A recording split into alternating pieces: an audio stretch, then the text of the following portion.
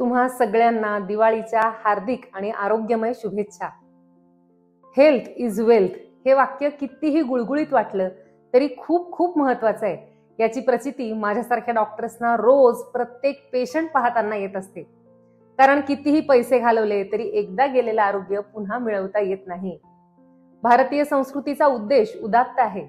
सर्वेपि सुखिनः सन्तु सर्वे सन्तु निरामया सर्वे भद्राणि पश्यन्तु मा कश्चित दुःख भाग भवेत। हे आपली संस्कृती आपल्याला पुन्हा पुन्हा सांगत राहते आणि हे सूत्र समोर ठेवून अर्हम आयुर्वेद चॅनलची वाटचाल सुरू आहे। स्वस्थ राहण्यासाठी आयुर्वेदाचं ज्ञान अधिकाधिक जणांपर्यंत पोहोचवण्याचा संकल्प मी केलाय आणि त्यासाठीच अर्हम आयुर्वेद चॅनलवर आपण वेगवेगळ्या विषयांची शास्त्रशुद्ध चर्चा करत असतो। आज असाच आरोग्याविषयीचा एक मूलभूत विषय आपण पाहणार आहोत। नेमकं आरोग्य म्हणजे तरी काय आणि त्याची महत्वाची सूत्र कोणती हे आपण आजच्या व्हिडिओत पाहणार आहोत। मी डॉक्टर स्मिता बोरा आणि अर्हम आयुर्वेद यूट्यूब चॅनलमध्ये तुम्हा सगळ्यांचं मनापासून स्वागत। आयुर्वेदानुसार नुसता रोग नाही म्हणजे निरोगी असा अर्थ नाही। त्यामध्ये निगेटिव्ह शेड नाहीये, तर सकारात्मक आरोग्य आयुर्वेदाला अपेक्षित आहे। म्हणजे काय? तर आयुर्वेदानुसार समदोषाः समधातु समाग्निश्च मलक्रिया प्रसन्न आत्मेंद्रिय मनः स्वस्थ इत्यभिधीयते। म्हणजे शरीरातला प्रत्येक घटक सम अवस्थेत संतुलित असणं आयुर्वेदाला अपेक्षित आहे। निसर्गानं मानवाला जीवनाचं वरदान दिले आणि या जीवनाचा आनंद घेण्यासाठी दिलंय शरीर। हे शरीर निसर्गाची एक उत्तम कलाकृती म्हणावं इतकं आश्चर्यकारक आहे। कारण हे शरीर छोट्या छोट्या व्याधी विकारांचा सामना करून पुन्हा स्वस्थ अवस्थेत स्वतः येण्यासाठी सक्षम आहे। जसा घड्याळाचा लोलक दोन्ही बाजूला गेला तरी पुन्हा मध्ये येतो, तसं शरीर किंवा आपलं स्वास्थ्य पुन्हा पुन्हा संतुलित राहण्याचा प्रयत्न स्वतःहून करत असतं। या नैसर्गिक सम अवस्थेत येणारे अडथळे म्हणजेच रोगांची महत्वाची कारण आहे। त्यातला सगळ्यात मोठा अडथळा म्हणजे प्रज्ञापराध। प्रज्ञा म्हणजे आपली बुद्धी किंवा जे विशेष ज्ञान असतं त्याला म्हणतात प्रज्ञा।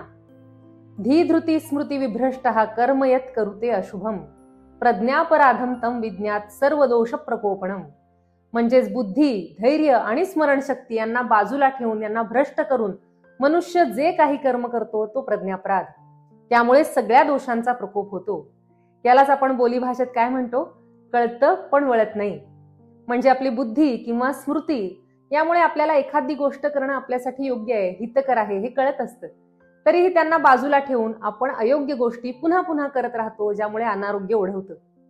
उदाहरणार्थ अध्यसन आहे म्हणजे खूप प्रमाणात खाणं, चुकीचा आहार घेणं, चुकीच्या वेळी जेवणं, चुकीच्या वेळी झोपणं, उठणं किंवा व्यायामाचा अभाव, या सगळ्या गोष्टी रोगाचं कारण आहेत हे प्रत्येक सुजाण मनुष्याला कळतं। पण बुद्धी, स्मृती, आपलं मनाचं धैर्य आपल्याला वारंवार संदेश देत असताना त्याकडे दुर्लक्ष होऊन मोहाच्या अधीन होऊन मनुष्य पुन्हा पुन्हा त्याच चुका करत राहतो आणि रोग निर्माण होतात। मध्यंतरी एका सिरियल मध्ये मी एक सीन पाहिला होता। त्या गोष्टीत एक पात्र असतं, ते डाएट करत असतो आणि डाएट खूप चांगल्या प्रकारे चालू असतो, व्यायाम चालू असतो, त्याचं 3-4 किलो वजन कमी होतं आणि तेवढ्यात त्याच्यासमोर येतो मोठा केक। त्याला तो मोह टाळता येत नाही। त्याचं मन एका बाजूला एक मन उभं राहतं, दुसऱ्या बाजूला दुसरं मन उभं राहतं। दुसरं म्हणतं अरे खाऊन घे, जगायचंच यासाठी, आणि पहिलं मन म्हणतं अरे नको नको, तू इतके दिवस डाएट केलंयस, आता या मोहाला बळी पडू नकोस, हा तात्पुरता मोह आहे। पण शेवटी मोहाचा विजय होतो आणि हे पात्र केक खाऊन घेतं।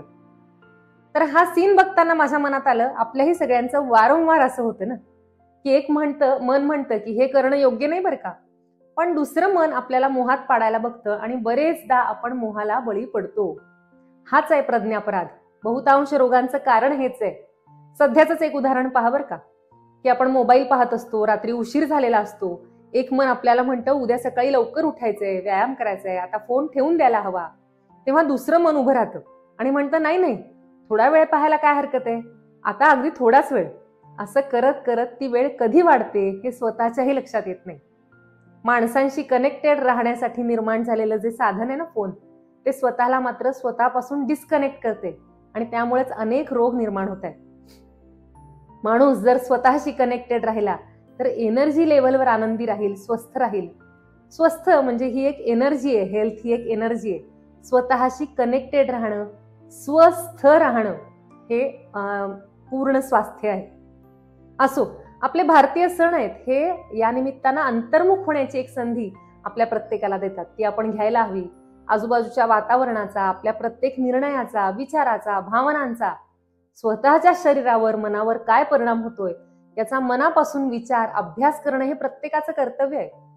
बरेचदा ना पेशंट्सना सगळं काही माहिती असतं. विशेषतः वजन कमी करायला जे पेशंट येतात ना त्यांना सगळं माहिती असतं की डॉक्टर काय सांगणार आहेत.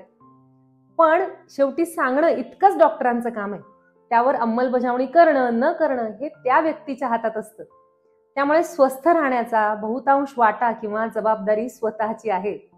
आरोग्य कुठेही विकत मिळत नाही, कुठल्या औषधांमधून मिळत नाही. मी तर म्हणते कोणत्या डॉक्टरकडूनही मिळत नाही.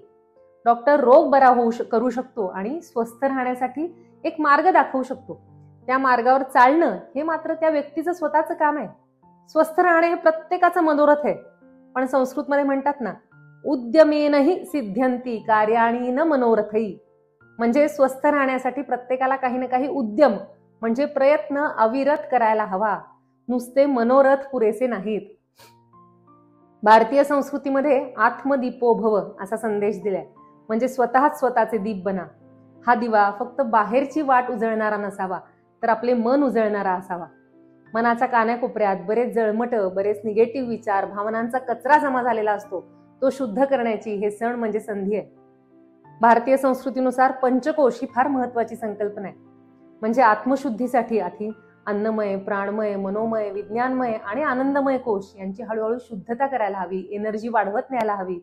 म्हणजेच आत्म्यापर्यंत पोहोचण्यासाठी शरीर उत्तम हवं, निरोगी हवं, शुद्ध हवं, मन शुद्ध हवं आणि असे टप्पे पार करत आपल्याला पुढे जायचंय.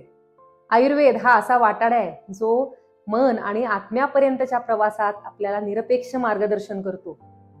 ही जी जाणीव आहे ना शुद्धतेची, सतत प्रगती करत राहण्याची, सतत प्रकाशाकडे जाण्याची, ती जाणीव जागृत ठेवणं हा प्रकाशाचा उत्सव किंवा दीपोत्सव आहे असं मला वाटतं. अशी ही संधी सगळ्यांना मिळो अशी शुभकामना देते आणि थांबते. शुभम भवतु. धन्यवाद.